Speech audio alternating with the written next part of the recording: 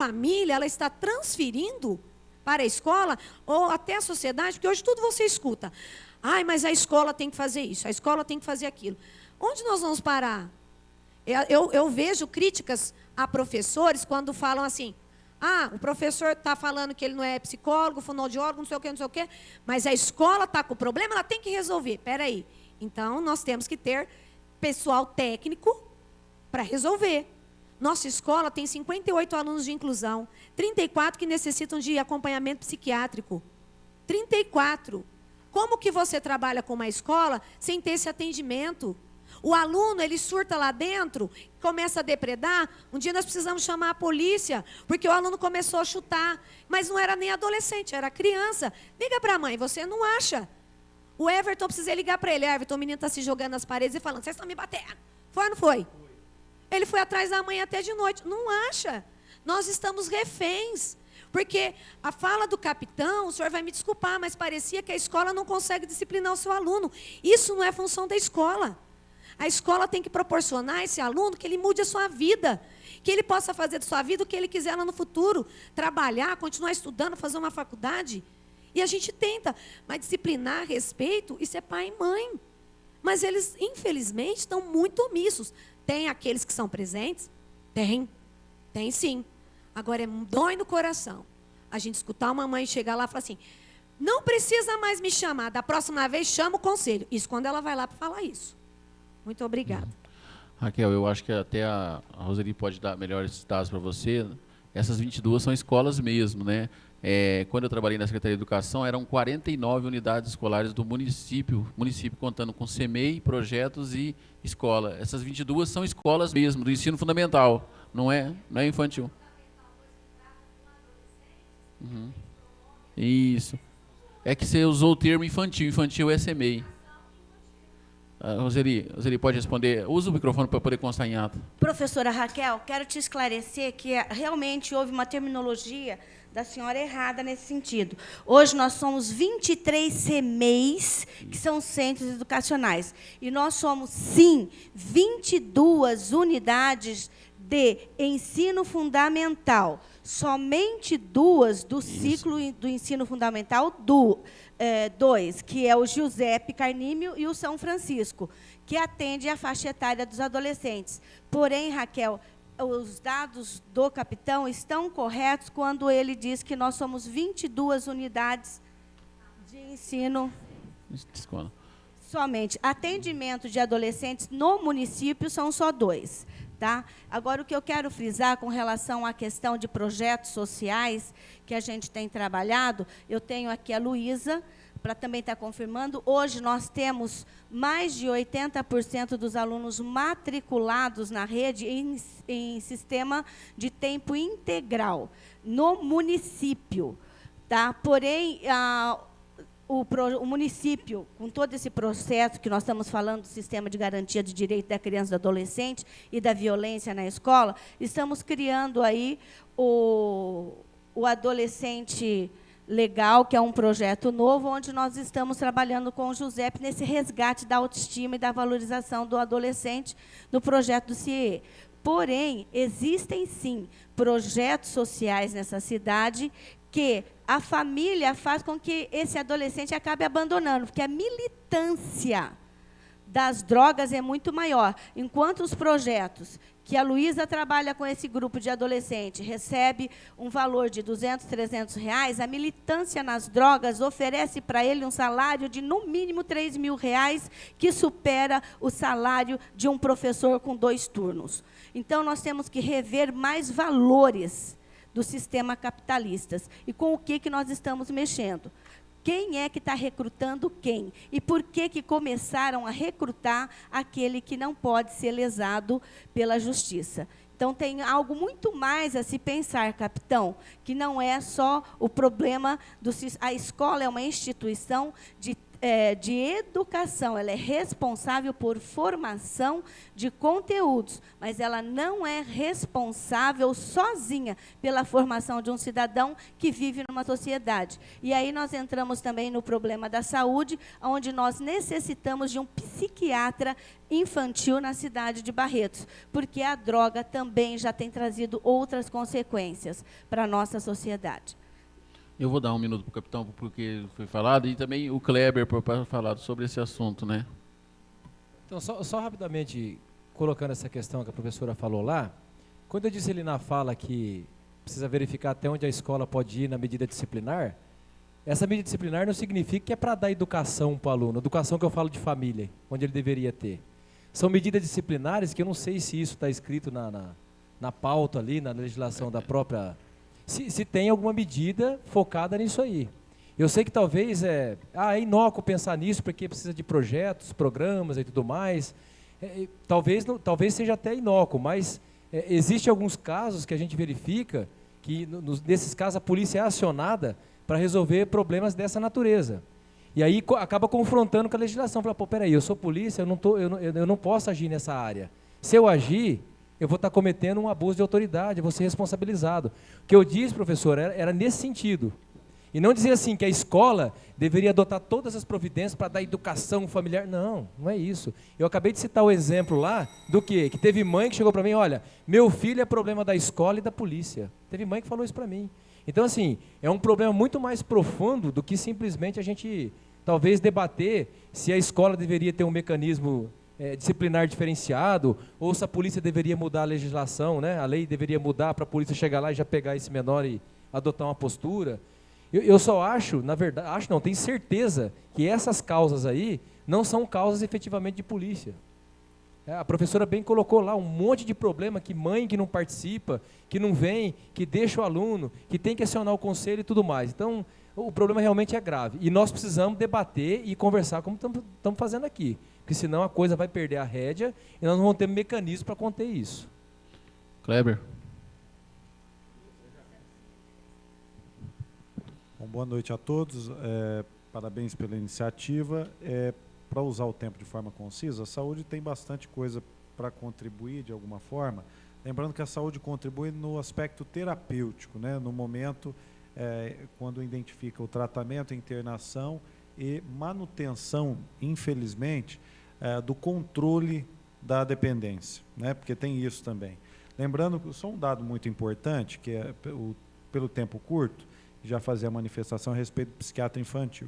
Mas se você pega um adolescente da década de 70 e 60, o sonho dele era emprego. Eu peguei essa pesquisa. Hoje, de 14 anos, ele quer um celular ou uma roupa de marca. A questão mesmo da bebida, relacionamento da bebida álcool, que é uma porta de entrada grave. Nessa época, o pai via o seu filho bebendo e era algo grave, hoje é tolerado. A faixa de idade do primeiro gole ou frequente, hoje é de 13 anos, já foi 18 naquele período. E, lembrando que as figuras que ele mais admirava na época, antigamente, nesse mesmo período, era o professor ou o bancário, hoje é quem é rico ou quem tem posse. Então, você vê que há uma distorção muito grande. Falando sobre o psiquiatra infantil, no estado de São Paulo existem credenciados 33 apenas. O AME, ligado à Fundação Pio XII, tem uma vaga aberta desde a sua inauguração, não consegue contratar. O município ofereceu recentemente R$17 mil na tentativa de contratar e não conseguiu. Nós formamos aqui na Câmara Municipal, há 3 semanas, talvez um mês atrás, o Consórcio Público de Saúde, no intuito de reunir todos esses municípios para tentar que, em conjunto, se ofereça uma condição maior para tentar contratar. Hoje, os casos mais graves apenas são atendidos em Bebedouro, alguns em São José do Rio Preto, no entanto, insuficiente, isso é preocupante. No entanto, só uma questão de 20 segundos, vereador Cipriano, que é uma novidade importante, que é um anseio da população, no segundo semestre, nós teremos finalmente o nosso CAPS-AD na cidade de Barretos. Nós já selecionamos, porque não é apenas encontrar um psicólogo, um psiquiatra, tem que ser alguém que trabalha na área, que tenha instrumento. Nós já selecionamos um psicólogo, assistente social infelizmente, os psiquiatras direcionados nessa área, porque não adianta trazer qualquer pessoa, porque senão você está enganando o serviço. O imóvel aparentemente já está escolhido. Acredito que no segundo semestre, entre agosto e setembro, no máximo, a gente inicia os trabalhos com uma equipe não de 24 horas ainda, por causa de pessoal. A maioria dos municípios tem tido dificuldade, sim, em contratação, inclusive emergencial, por isso que os municípios da região estão se juntando para tentar oferecer esse serviço. Numa futura pergunta eu posso falar um pouco mais. A Rosa quer fazer uma consideração? Só lembrando sobre a disciplina escolar, toda escola, pelo menos estadual, tem o seu regimento escolar, onde a gente tem como aplicar as medidas disciplinares. É só a escola fazer uso disso. Para isso, não precisa de polícia na escola. Inclusive, esse regimento, ele é publicado em diário oficial. Então, a escola tem esse instrumento para fazer uso. Isso não precisa de polícia. Porque, para tirar um aluno de sala de aula, fazer ele assistir aula, eu tenho esse regimento que me apoia. Eu não preciso de polícia para isso. Estou falando por mim. Na minha escola, eu acho que os meus colegas também. A Raquel, ela é professora da Escola Benedita, e ela sabe disso. Meus professores sabem que existe esse regimento na escola, e meus alunos também. Porque, inclusive, esse regimento ele é elaborado à luz do ECA. Tá? E ele, agora, 2012, a última publicação dele foi no ano de 2007. Agora, 2012, nós vamos ter que sentar com a comunidade escolar para ser revisto, tá? E ser publicado novamente em diário oficial. Então, esse instrumento a gente tem na escola. Tá? Eu acho que o problema mais, por exemplo, que eu sinto na pele é sobre drogas. E não é nem caso, por exemplo, o senhor falou, a escola não tem portão, é aluno que leva dentro da bolsa, e que a mãe me liga e fala, pode olhar na bolsa dele que tem droga. Olha. A própria mãe liga na escola e fala, olha no tênis dele que tem droga. Então, é isso, né, Raquel, que eu acho que a gente não está sabendo como lidar. Porque com disciplina, eu acho que toda a escola, todo diretor sabe disso, sabe lidar.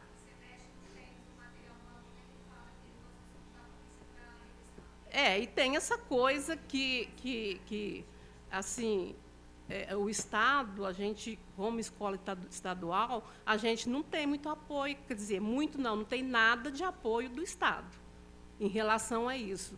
Porque o senhor falou que, às vezes, a gente não faz, acontece as coisas na escola e a gente não faz um boletim de ocorrência. Nós temos um sistema que é chamado Registro de Ocorrências Escolares, que a gente vai lá e digita todas as ocorrências da escola. Só que não tem retorno nenhum disso. Esse sistema já existe há 3, 4 anos.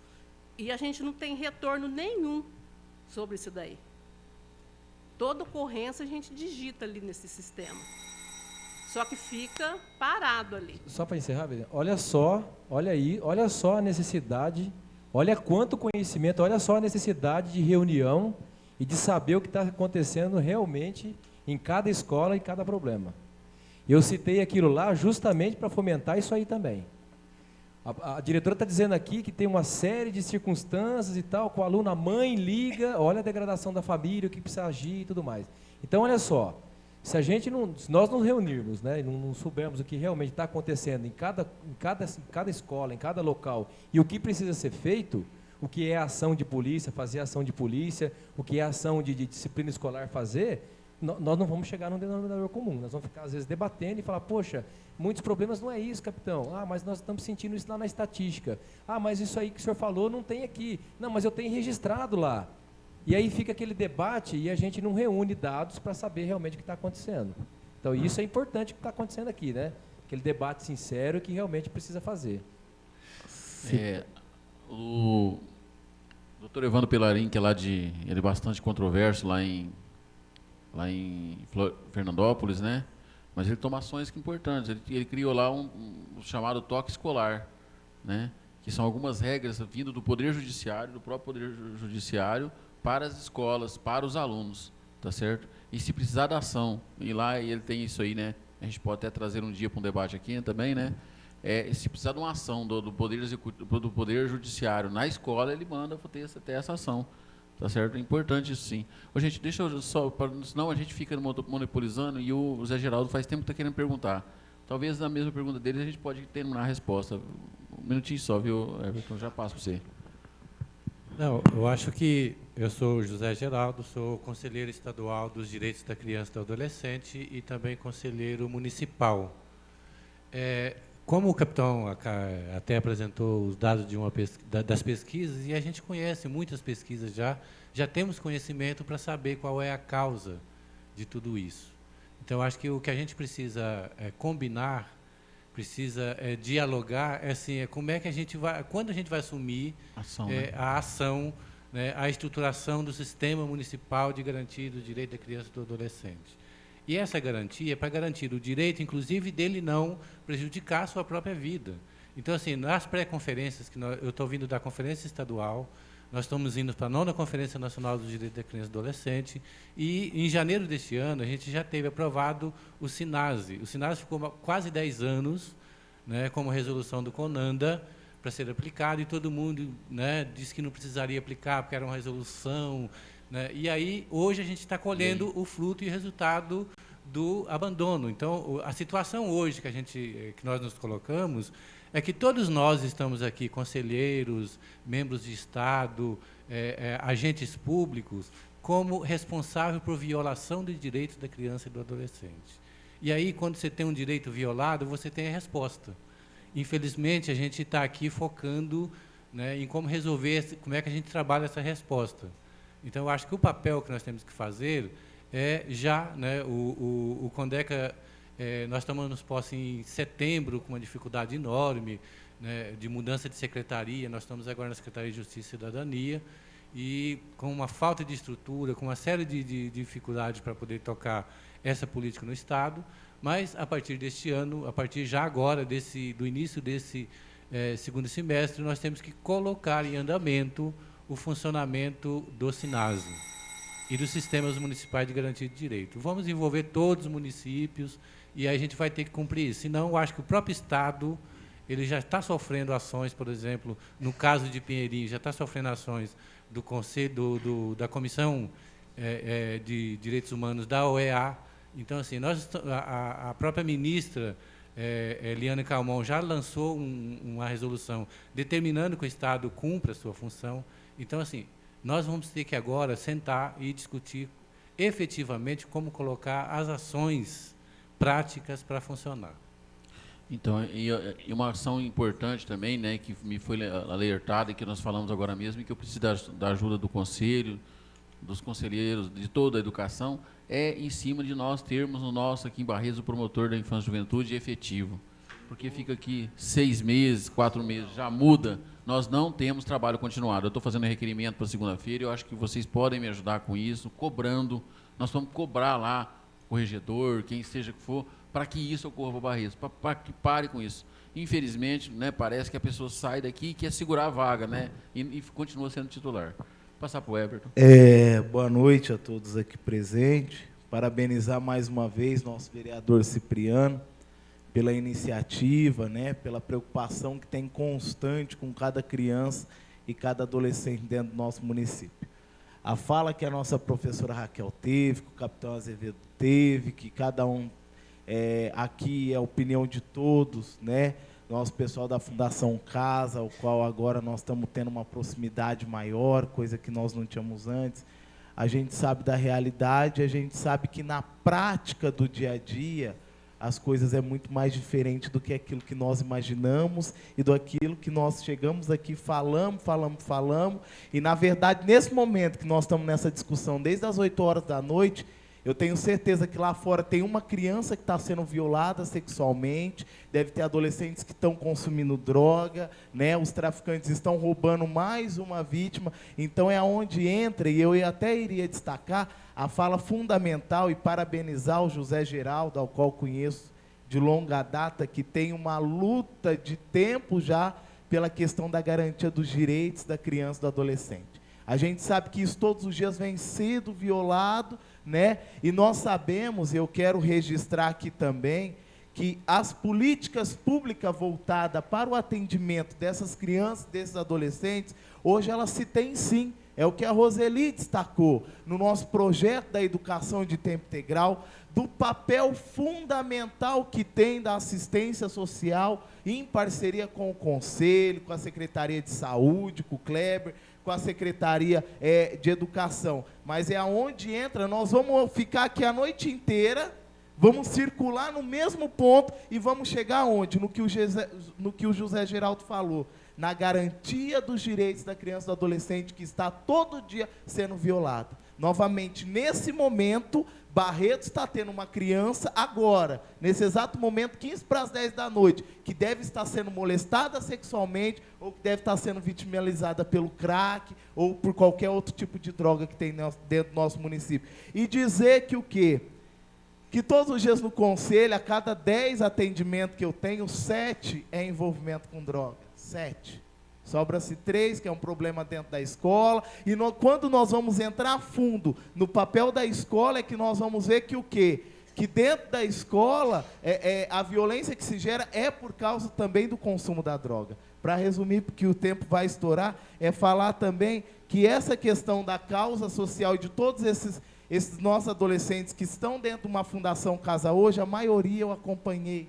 Desde agosto que eu estou à frente do conselho, deve ter uns 15 que passou por mim e que hoje está dentro de uma Fundação Casa. E nem por isso nós deixamos muitas das vezes que os direitos, né, dessa criança fossem, vou dizer assim, violados e que hoje estão lá por quê? Por causa da própria negligência que a família tem. É trabalhar, e eu vou resumir aqui numa fala, o projeto de família está se acabando. Essa é a base, é a família. Família é o projeto e é a conclusão, eu vejo, de todos os nossos problemas que nós temos hoje enfrentados na nossa querida Barretos. Doutor Francisco. Boa noite. Primeiramente, isso todo esse problema com a criança e o adolescente, do menor infrator, o que a gente sente é que é a pobreza de um lado e a concentração de renda de outro. Isso é a primeira coisa, é a pobreza. Penso que nem o capitão. Polícia dentro de escola não vai resolver o problema é social. Eu acho que precisaria haver um mapeamento de todas as crianças, todos os menores infratores e suas famílias. O município e o Estado têm obrigação de dar proteção não só para a criança, mas especialmente para a família. Essa família tem de ser recuperada, tem de ter assistentes sociais, psicólogos, que têm de acompanhar essa família. Não há como recuperar a criança sem recuperar a família. A regra primeira é a família. Tem de ter um envolvimento da sociedade como um todo, do Estado como um todo, tá certo? Para recuperar a família. Não se recupera a criança sem recuperar a família, sem ter uma relação direta, sem ter um trato direto com a família. Não há como, não tem outra saída. O problema não é de polícia, tá certo? Eu também defendo uma guarda dentro da escola, para que tenha uma relação mais amena, tá certo? Porque quando a polícia vai para dentro de uma escola, aquela criança que não praticou nenhum ato, ela é muito mais perverso para ela a entrada da polícia, porque a polícia é vista como uma forma, dá desespero na grande maioria das crianças. Então isso cria um trauma que não resolve o problema, resolve o problema daquele que ele está tirando da sala de aula, mas não causa um trauma dentro da escola, naquelas crianças inocentes, que é muito pior do que tudo. Então, eu não vejo outra saída, a não ser um trabalho minucioso entre o município e o Estado como um todo, para recuperar e para que o psicólogo, o assistente social, vá para dentro da casa de cada menor, para lá dentro da casa de cada menor, saber o que está acontecendo e passar a vivenciar os problemas do menores, para com ele, esse psicólogo teria uma gama, um número de famílias para que ele cuidasse. Precisa haver investimento. Sem investimento social, não há recuperação. Precisa de caminho, tá certo? Muito obrigado. Roseli Cristina. Eu só queria acrescentar a fala da professora Rosa e também trazer ao conhecimento de todo o grupo que está discutindo essa questão, que além do regimento escolar, nós temos o conselho de escola que determina toda a situação disciplinar de um aluno. A decisão é tomada num coletivo.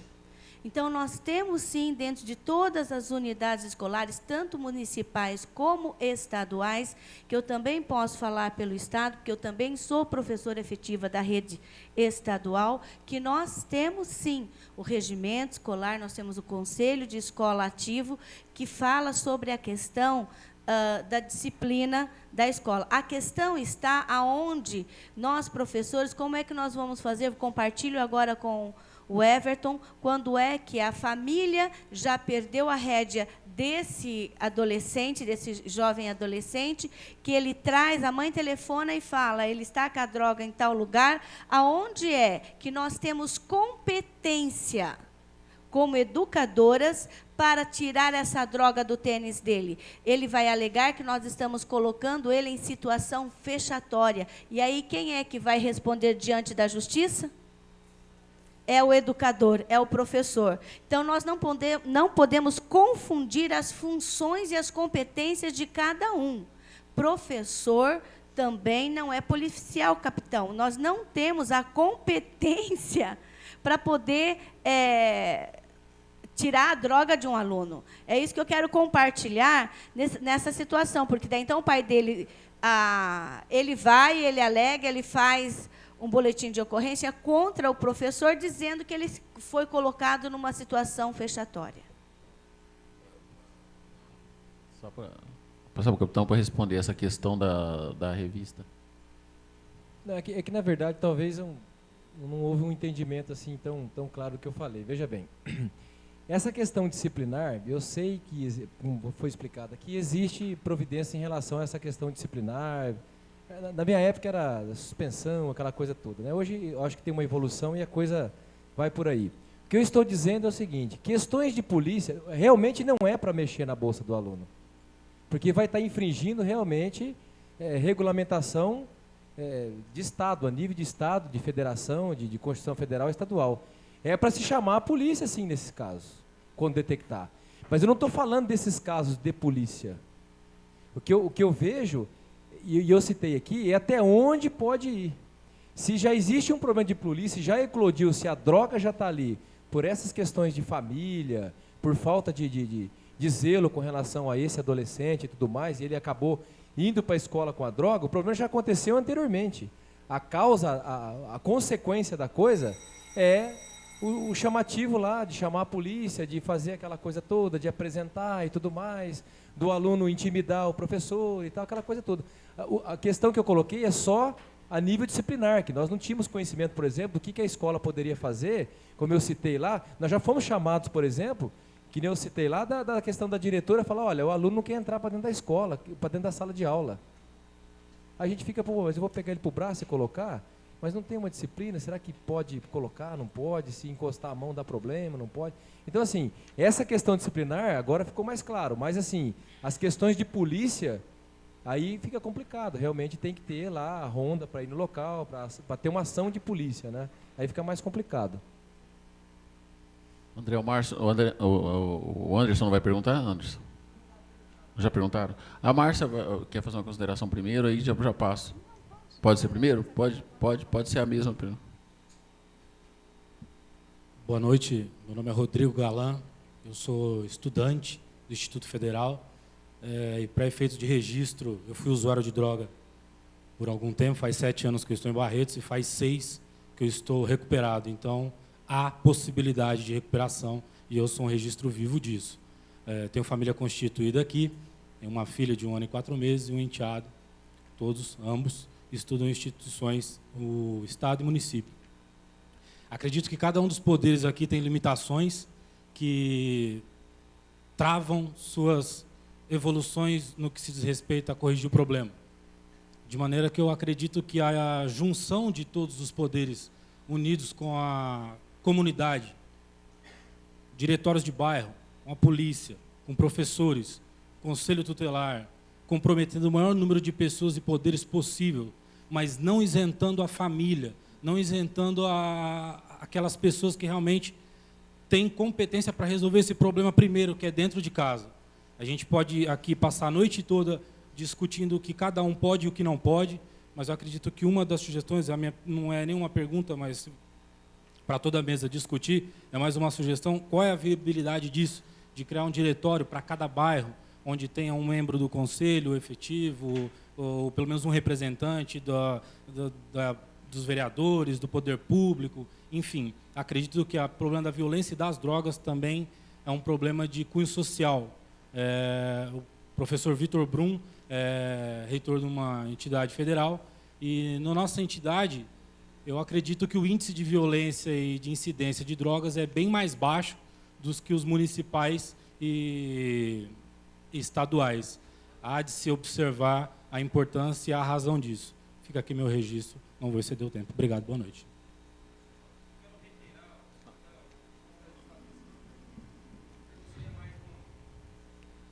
Boa noite, tá? Meu nome é Anderson. Fui eleito agora conselho tutelar, dia 28 após. Vou participar, graças a Deus, vou trabalhar junto com o Everton. Também tem a Luciana aqui junto do nosso lado. O meu não seria então uma pergunta, que aqui foi enviado no dia 26 de março, no grupo no Barretos que ninguém vê, tá? E também para o Edil André Rezec. Uma carta, acho que se eu não me engano são funcionárias lá do Giuseppe. Gostaria de ler ela também. Conforme havia comentado com o Cacá, nós do Giuseppe estamos muito preocupadas com a segurança dos funcionários e dos alunos. A droga está aqui dentro da escola. Temos alunos usando drogas no interior da instituição, durante o dia e à noite. E quando os abordamos, somos ameaçadas. Alguns pais estão cobrando reação nossa. Nossos carros e motos já foram danificados. Essa semana, um aluno ficou muito nervoso ao ser trazido à vice-direção. Jogou o que estava na mesa ao chão, chutou a mesa da Valéria, jogou um vaso no chão, chutou um balde contra a funcionária. Lembrando que não há inspetor, homem, na escola. Outro dia, um quadro de bicicleta foi achado junto ao muro da escola, de um aluno do 7º ano, havia escondido aqui. Acreditamos que seja produto de furto. Sendo que este mesmo aluno quem trouxe a turma para pegar essa bicicleta. Quem ficou aqui após ele ter pulado o muro durante a aula para enforcar. E um deles estava armado. Quando foi à noite, eles retornaram e ameaçaram mais pessoas. A polícia foi chamada. Mas como estava em 2, não puderam fazer nada. Precisamos garantir a segurança de todos. Como? Só chamando a polícia não resolve, pois demoram muito para vir e quando chegam, todos foram embora. A nossa realidade é diferente das outras escolas do ensino fundamental 1. Estamos no meio de uma guerra e quem perderá seremos nós se não fizermos nada. Seria muito bom se tivéssemos seguranças no interior da escola a todo momento. Se a prefeitura não puder nos ajudar, quem sabe aumentando nossa verba conseguiremos manter esse gasto. Para que nós é essencial. Os muros da escola são muito baixos, ficamos sujeitos a tudo e a todos. Já colocamos câmeras quase na escola inteira com a verba. Melhorou, pois não inibe algumas ações. Precisamos ter tranquilidade para trabalhar, mais autonomia. Gostaríamos de marcar uma reunião com vocês o mais rápido possível. E essa reunião até hoje também não foi marcada sobre isso. Essa carta, tá? Bom, tá aqui assina Luciana, Valéria e Sueli. Obrigado. Então, eu vou passar a palavra para responder a essa carta. Eu gostaria de dizer que eu já estive atrás disso para saber o que estava acontecendo. Até, por incrível que pareça, essa audiência pública tem a ver com isso, sim, já é uma ação já para poder tentar, porque, é igual foi dito aqui, o problema não é numa escola só, esse problema ele é generalizado na nossa cidade. Então, eu vou passar para a Roseli responder a sua indagação. Anderson, eu quero só completar, porque você citou o nome do Giuseppe, mas não é uma exclusividade do Giuseppe. Desde que essa carta chegou ao conhecimento do nosso secretário, ele mobilizou, sim, através da sua supervisão, inclusive o pessoal da Polícia Militar fez parte, o Everton, cadê o Everton? O Everton fez parte dessa reunião, reuniu-se, sim, um núcleo de pessoas, envolvidos na causa para que a gente pudesse pensar junto numa situação de melhora. O problema realmente existe, está instalado, porém nós não estamos assim com os olhos vedados, parados, sem estar vendo, muito pelo contrário. Estamos procurando trabalhar. O Cipriano trouxe a fomentação desse diálogo entre todos nós, a polícia, a assistência ao desenvolvimento humano, com a Luísa, com o Conselho Tutelar, que já é uma ação vinda dessa carta, e nasceu também o aprendiz legal, também fruto dessa manifestação. Tá? O que é o aprendiz legal? Que é onde esses meninos de 14 anos serão contratados pelo CIEE para estarem atuando como funcionários dentro das unidades escolares. Trabalharão 4 horas por dia, ganhando um salário correspondente ao CIEE. É uma ação, é uma dentre as muitas, como José Geraldo fala, que nós temos que estar vendo e revendo no sistema de garantia do direito da criança e do adolescente. Mas também não é um caso isolado, é só unicamente o Giuseppe. Nós também temos as escolas estaduais que estão passando, nós estamos em crise, com a adolescência. Nós estamos em crise com o ensino médio e com o ensino fundamental 2. Isso sim, isso nós temos que... É nítido na cidade de Barretos que nós precisamos de amparo nas unidades escolares, sim. Por quê? Porque, nesse momento, eu já ouvi de um determinado traficante o seguinte, eu quebro todos os seus muros com os meus meninos de 14, 15 anos, eu quero ver o que vai acontecer com eles. Então, o que vai acontecer com eles? Tá? Então, eu acho que tem que ser repensado tudo. Inclusive, essa proposta que você trouxe, Cipriano de Fernandópolis, que você mencionou, eu acho que seria muito interessante você compartilhar com todos nós, para que a gente pudesse estar lendo, vendo o que pode ou o que não pode ser, porque, veja só, existe um exército de menor, de adolescente aí, que a lei, entre aspas, não pode fazer nada. Tá? E esse exército ele está pronto para destruir também o patrimônio público e ameaçar as pessoas. Quer falar, Márcia? Boa noite, eu quero agradecer a todo mundo que está aqui, o Cipriano pelo convite. Estou representando o doutor Luciano, juiz da Infância e da Juventude, que o pessoal que está na rede conhece. Eu queria só fazer algumas pontuações. Primeiro, a respeito do promotor. Atualmente, nós não temos um promotor efetivo. São promotores substitutos que passam alguns meses aqui com a gente e vão embora para uma outra cidade, vem um outro e assim vai. Quando nós tínhamos um promotor efetivo, quando eu cheguei aqui em Barretos, há 12 anos atrás, nós tínhamos um promotor, Dr. Danilo, que ficou bastante tempo com a gente. O doutor Danilo, ele chamava a gente lá na sala dele, ele conhecia o nome da criança, o nome da família, ele sabia exatamente de cada caso. Então, as coisas aconteciam mais, né? O que acontece hoje com essas trocas de promotores? Hoje, você estava comentando até com a Luísa, a gente faz um estudo social dentro de um processo para um determinado promotor fazer a manifestação dele. A hora que chega na mão do promotor, não é mais ele, é um outro. Então, a história começa, né, regride, vai lá atrás. Uma sugestão é que, realmente, o município faça um documento, cobre a presença de um promotor efetivo, que se comprometa com o município, que tenha compromisso mesmo com a questão da criança e do adolescente de Barretos. Porque aquele que está de passagem, ele não vai ficar preocupado, o que eu vou fazer com Barretos? Ele está mais preocupado com a outra cidade que ele está para ir.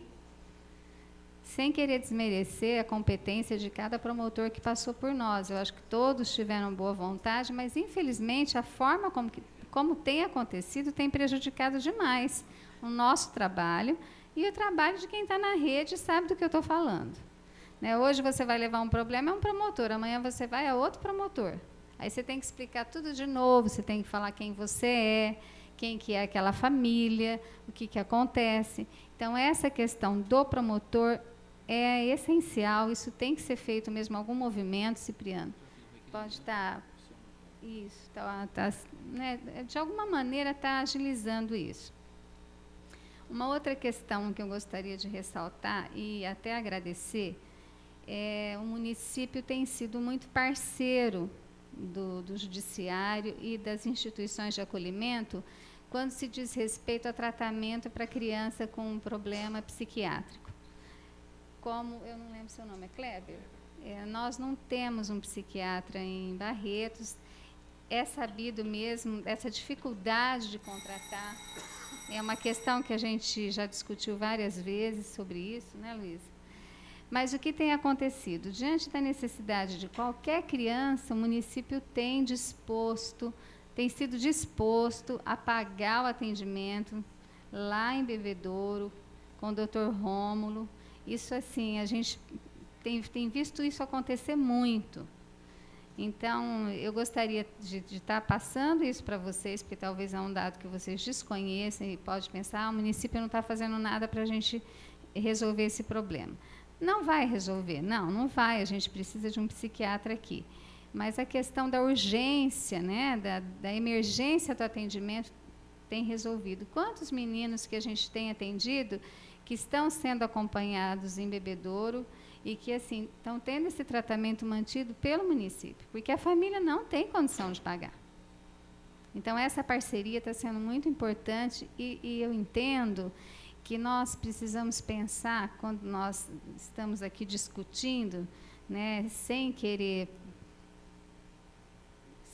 pontuar e sem querer apontar culpa ou apontar erro, não é essa a nossa pretensão, mas a gente sabe, né, que existe falha em todas as instituições, em todas as ações, falhas que precisam ser corrigidas.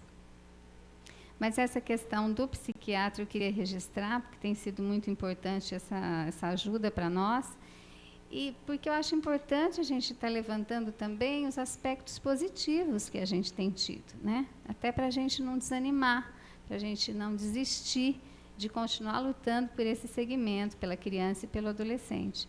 Eu concordo com o Zé Geraldo, eu acho que a gente tem mesmo que sentar e pensar em ações. É louvável a sua apresentação. Qual é o seu nome? Azevedo. Mas eu também concordo com o Zé quando a gente fala que já tem dados, é o que não falta para a gente tem isso ali, a gente trabalha com isso todos os dias, a gente sabe quem é esse infrator, a gente sabe quem é essa família, mas a gente precisa de ação, né? E, assim, a questão da violência, a gente sabe, violência gera violência. Isso não é novidade para ninguém. E, assim, sem querer ofender doutora Azevedo, mas a gente também recebe muita queixa do adolescente dentro da nossa sala de atendimento de violência recebida pela polícia. Então, nós gostaríamos de alertar isso, sem querer, novamente eu repito, pontuar defeitos de ninguém, mas isso é importante ser pensado. Já que a gente está repensando a prática de maneira geral, de todos nós temos um problema nas mãos e o que a gente pode fazer por isso, então vamos pensar, vamos refletir sobre a nossa prática. Eu estou falando de mim, enquanto judiciário, eu estou falando de todo mundo da rede e também estou falando da polícia, porque existem, sim, queixas de mães e de adolescentes que, às vezes, eu não